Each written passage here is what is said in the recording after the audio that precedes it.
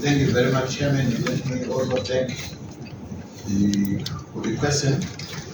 Ebola is a disease of very high concern to us in Zimbabwe, even if we have not had any patients so far in Zimbabwe. But our proximity to the DRC and the related movements of personnel through the borders, DRC, Zambia, Zimbabwe, DRC, Tanzania, Zimbabwe, and also Angola, and all these countries being in SADC, there's a very high risk that there may be travelers who may get to Zimbabwe.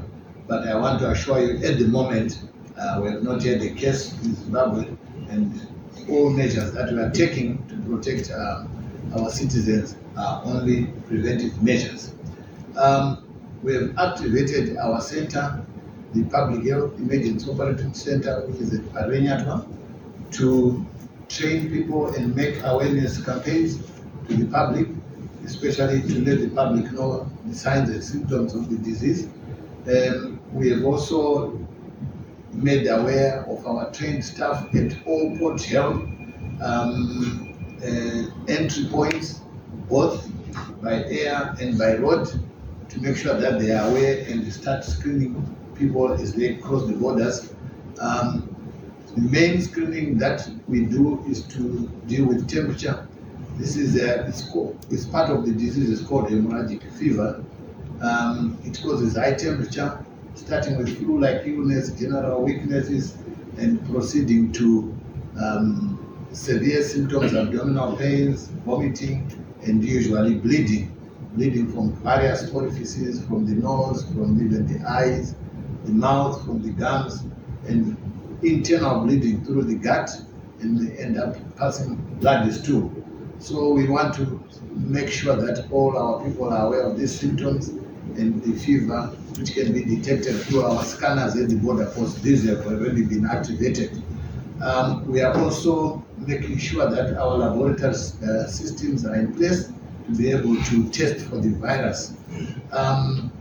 Usually, when there's an outbreak, regions are divided into several regions. We are part of the southern region, and each region will have one center dedicated to deal with epidemics.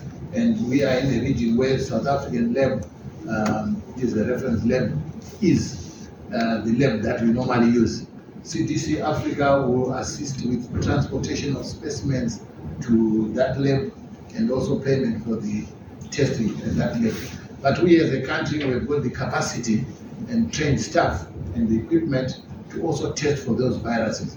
And currently we have applied to CDC Africa for supply of the reagents so that we are able also to test should we have any suspicious cases in Zimbabwe, and then the test will be done here. We have requested for the reagents to test for the Ebola virus, but we've also requested for reagents to test for the hantavirus. As you know, we have got some suspects, some contact cases whom we are monitoring. All these, together with strengthening of our health systems, will help us enable us to deal with the cases should they arise. I should say that CDC Africa has agreed to give us the reagents which we use for laboratory testing so that we are fully prepared for any eventuality. I think at the moment, that's what we have done.